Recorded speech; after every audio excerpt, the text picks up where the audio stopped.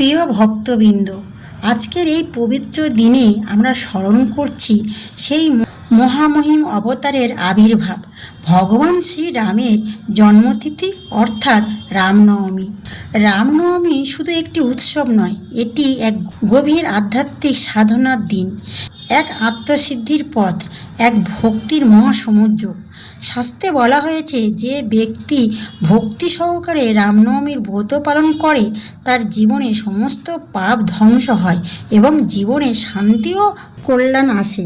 প্রশ্ন হতেই পারে, রামনবমীর মহাত্মা কী? রামনবমীর তিথিতে ভগবান শ্রীরাম জন্মগ্রহণ করেন অযোধ্যায় রাজা দশরথের ঘরে।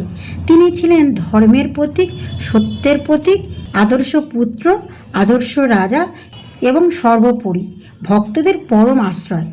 এই দিনে ব্রত পালন মানে শুধু উপবাস নয়, বরং নিজের মনকে পবিত্র করা, ঈশ্বরের প্রতি সম্পূর্ণ আত্মসমর্পণ এবং জীবনে ধর্মের পথে চলার সংকল্প গ্রহণ করা।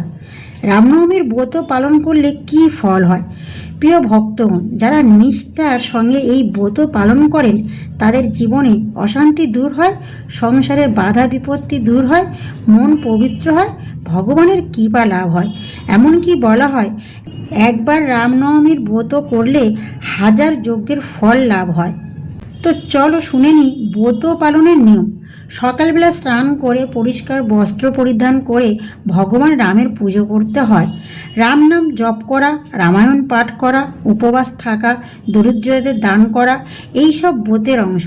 কিন্তু মনে রেখো, শুধু নিয়ম পালন নয়, ভক্তি থাকতে হবে হৃদয়ে। এবার একটি ছোট্ট আধ্যাত্মিক গল্প শোনাই। একবার এক দরিদ্র ভক্ত ছিল যার কাছে কিছুই ছিল না, কিন্তু তার মনে ছিল অগাধ ভক্তি।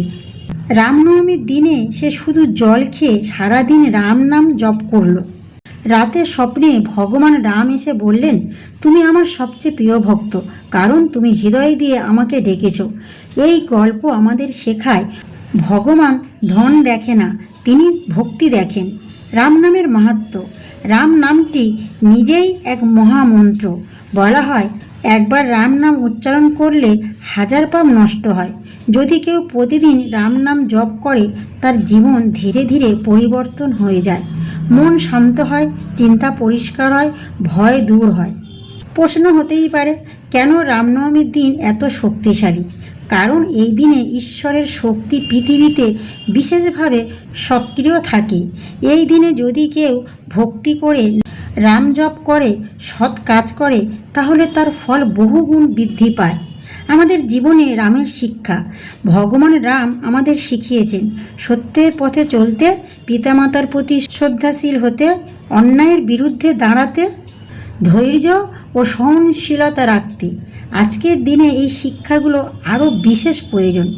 প্রিয় ভক্তগণ, এই রামনবমীতে শুধু উপবাস করলেই হবে না, আমাদের মনকে বদলাতে হবে। রামকে খুঁজতে হলে মন্দিরে নয়, নিজের অন্তরে খুঁজতে হবে। রাম নাম জপ করো, ভক্তি রাখো আর জীবনকে সৎ পথে চালাও। তাহলেই তোমার জীবন হবে শান্তিময়, তোমার সংসার হবে সুখময় এবং ভগবানের কৃপা সর্বদা তোমার সঙ্গে থাকবে। তাহলে বন্ধুরা, ভিডিওটা এখানে শেষ করছি। আর যদি তোমাদের ভিডিওটা ভালো লাগে, চ্যানেলটা সাবস্ক্রাইব করবে আর কমেন্টে লিখবে জয় শ্রীরাম।